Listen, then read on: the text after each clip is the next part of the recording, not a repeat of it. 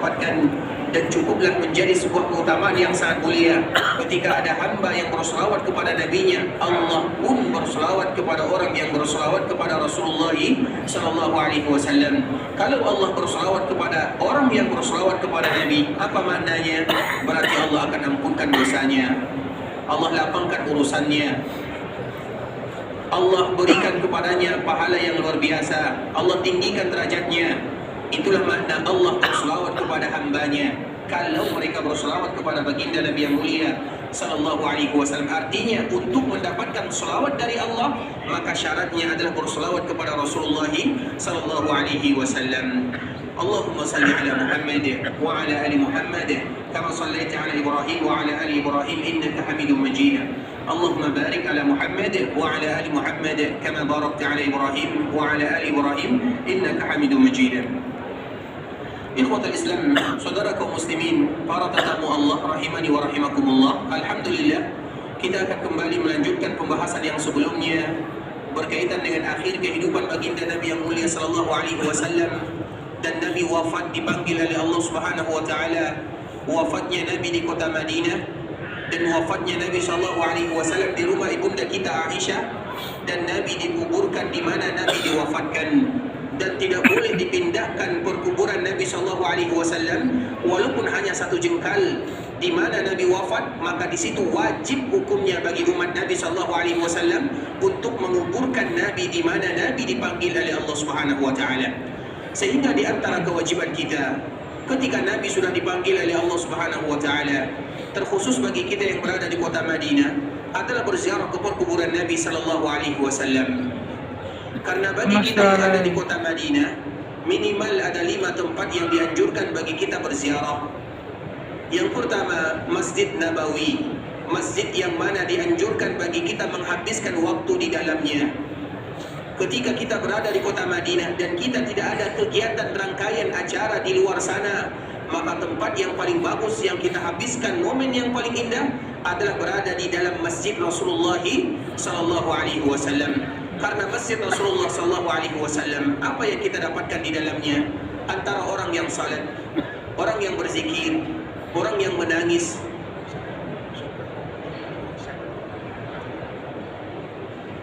Itulah yang akan kita jumpai ketika kita berada di dalam Masjid Nabawi. Kita lihat sebahagian saudara kita khusyuk dan larut di dalam salatnya. Ada lagi sebahagian saudara kita larut di dalam doanya. Ada lagi mereka yang terbuai dengan bacaan Al-Qurannya. Ada lagi di antara mereka yang melakukan ibadah-ibadah yang lainnya. Itu yang akan kita jumpai jika kita berada di dalam Masjid Nabawi. Sehingga dianjurkan bagi kita, kalau kita tidak ada acara di luar sana, walaupun hanya sekedar duduk saja, karena duduknya kita di Masjid Nabawi, pemandangan kita adalah pemandangan yang indah. Yang kita lihat adalah orang-orang yang ahli ibadah, mereka yang ingin menghambakan diri kepada Allah. Itulah pemandangannya, dan tidak akan kita jumpai pemandangan yang paling indah kecuali dikala kita berada di tanah haram, terkhusus di dalam Masjid Makkah Al-Haram atau Masjid Madinah. Sehingga kewajiban kita menghabiskan waktu di sana, karena memang tujuan pertama dan yang paling utama dikala kita melakukan safar, dikala kita mengeluarkan uang, dikala kita meninggalkan keluarga, dikala kita mengorbankan segala-galanya, adalah Masjid Nabawi yang pertama dikala kita berada di kota Madinah. Kemudian ketika kita sampai di kota Madinah, dengan semua yang kita korbankan, tiba-tiba kita tinggalkan Masjid Nabawi, seolah-olah hilang rasanya perjuangan yang kita lakukan. Kemudian yang kedua, ikhwatul Islam, yang dianjurkan bagi kita melakukannya adalah berziarah ke Masjid Quba. Masjid Nabawi dan Masjid Quba adalah masjid yang sama-sama pondasinya iman dan takwa. Masjid yang sama-sama dibangun oleh tangan Nabi sallallahu alaihi wasallam. Masjid yang apabila kita beribadah di dalamnya akan mendapatkan pahala yang berbeza dibandingkan dengan masjid-masjid yang lainnya. Masjid yang mana diberikan kelebihan yang luar biasa oleh Allah Subhanahu wa taala. Sehingga Quba merupakan tujuan yang kedua. Ketika kita berada di dalam kota Madinah, maka datanglah ke Quba. Dan datang ke Quba itu, ikhwatul Islam, tidak mesti bagi kita datang ke sana satu kali. Bisa jadi 2 kali, bisa jadi 3 kali. Terutama sekarang, ikhwatul Islam, diberikan kemudahan yang sangat luar biasa oleh Allah. Di bagian depan, karena Quba kurang lebih dia berada di bagian kanan Masjid Nabawi. Jaraknya kurang lebih 3 kilo setengah. Dan alhamdulillah alhamdulillah ada jalan khusus terutama bagi mereka yang ingin berjalan kaki. Ada penghubungnya antara Masjid Nabawi dengan Masjid Quba, terutama di musim dingin ini. Di musim dingin di mana kita berjalan kaki akan mendapatkan kesegaran. Coba bayangkan kalau ada di antara sebahagian kita berjalan kaki dari Masjid Nabawi menuju Masjid Quba, dan memang tempatnya sudah ada, sudah disediakan, dan akan kita jumpai kaum muslimin melakukan yang sama. Berapa langkah yang akan kita lakukan dari Masjid Nabawi menuju Masjid Quba, dan setiap langkah itu adalah ibadah, setiap langkah itu adalah darjat, setiap langkah itu adalah penutup dosa. Banyak sekali pahalanya. Kemudian ikhwatul Islam, yang ketiga yang dianjurkan bagi kita berziarah ketika kita berada di kota Madinah adalah perkuburan Nabi Sallallahu Alaihi Wasallam, dan itu yang akan kita bahas. Kemudian yang keempat yang dianjurkan bagi kita berziarah adalah perkuburan syuhada atau perkuburan Baqi' al-Gharqad, perkuburan yang ada di kota Madinah, yang mana posisinya sekarang berada di kiri atas Masjid Nabawi, Masjid Rasulullah Sallallahu Alaihi Wasallam. Ada keutamaan khusus di sana karena Nabi diperintahkan oleh Allah melalui Jibril, wahai Jibril, aku diutus oleh Allah datangi Baqi' al-Gharqad pada waktu itu di malam hari. Coba bayangkan, kurang lebih jam 3 malam. Tiba-tiba Jibril datang. Artinya apa? Nabi tidak diberikan kesempatan, artinya tidak diundur. Ketika Jibril datang, Nabi langsung berziarah. Coba bayangkan. Artinya butuh penekanan. Kalau Nabi misalnya datang malaikat Jibril, tunggu dulu sampai fajar atau tunggu dulu subuh, maka mungkin ada kemungkinan bahwa berziarah ke kuburan Baqi' tersebut ikhwatul Islam sesuatu yang biasa-biasa saja. Tapi dikala Jibril datang, Nabi langsung datang ke sana.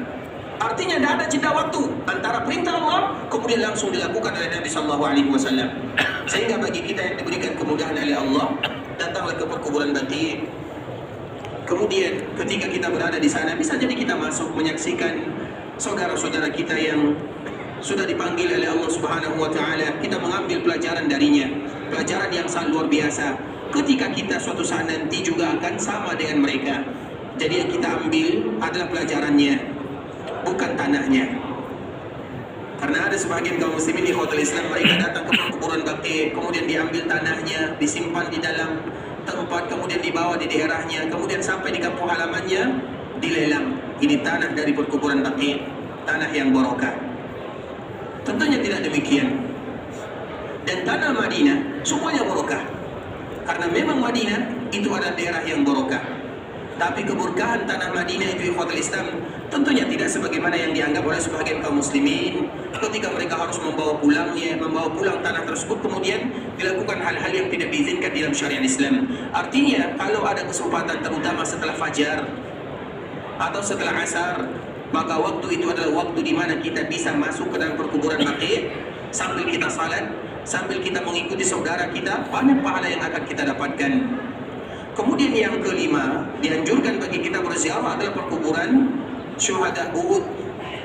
Dan syuhada Uhud adalah manusia yang paling dimuliakan oleh Allah. Syahid itu semuanya mulia, dan syahid yang paling mulia adalah syahid yang ada di Uhud sana. Mengapa demikian? Karena Nabi mengatakan kepada saudara-saudara yang sudah dipanggil oleh Allah, sesungguhnya aku berkeinginan kalau seandainya Allah berikan kepadaku syahadah, maka aku ingin bersama saudara-saudaraku yang ada di Uhud. Artinya tidaklah Nabi menginginkan yang demikian kecuali mereka yang termulia. Syuhada semuanya mulia. Tapi kalau kita bandingkan dengan syuhada di antara salah satu mereka yang paling mulia itu adalah syuhada Uhud. Sehingga Nabi SAW berkeinginan untuk bergabung. Artinya ingin wafat bersama orang-orang yang diwafatkan oleh Allah ketika terjadi perang Uhud. Kemudian Nabi dianjurkan oleh Allah Subhanahu Wa Taala untuk berziarah ke sana, dan Nabi pun menganjurkan kita berziarah ke perkuburan syuhada Uhud.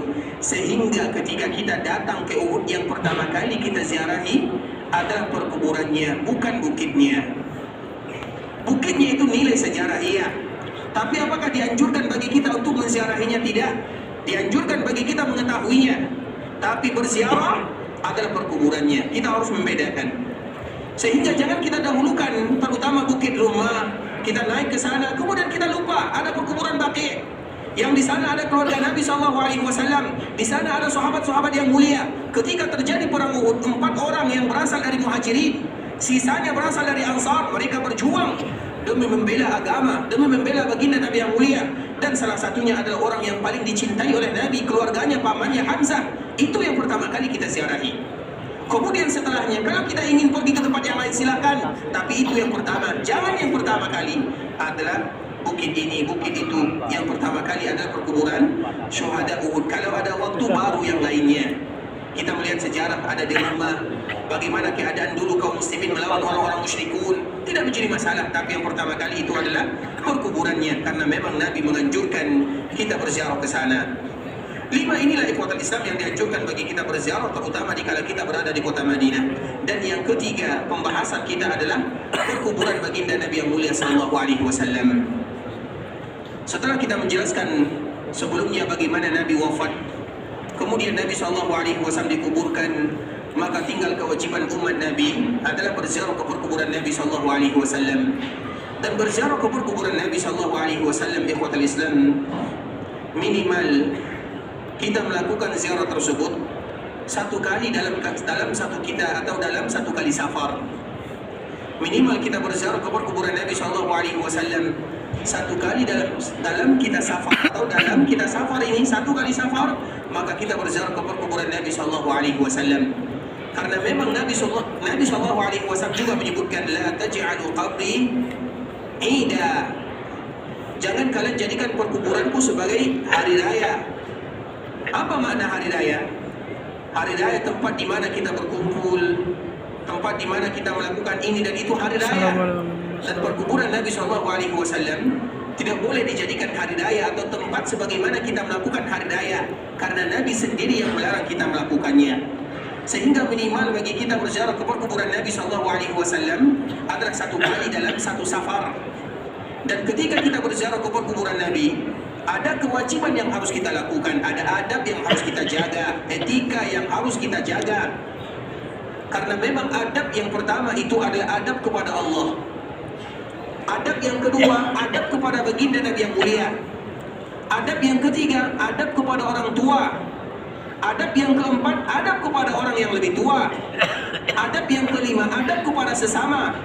Adab yang keenam, adab kepada yang lebih kecil. Adab yang ketujuh, adab kepada makhluk Allah yang lainnya. Itulah susunan adab.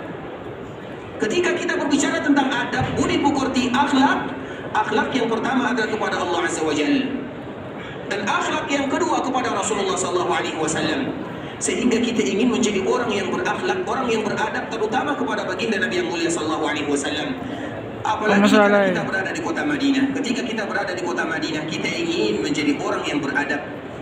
Di antara salah satunya, ketika kita berziarah ke perkuburan Nabi SAW, mereka yang berziarah ke perkuburan Nabi, adab yang pertama adalah mereka betul-betul fokus untuk berziarah ke perkuburan Nabi SAW, dan jangan mereka menyibukkan diri dengan perkara-perkara yang lainnya. Ketika kita berziarah, jangan disibukkan dengan media sosial. Ketika kita berziarah, jangan disibukkan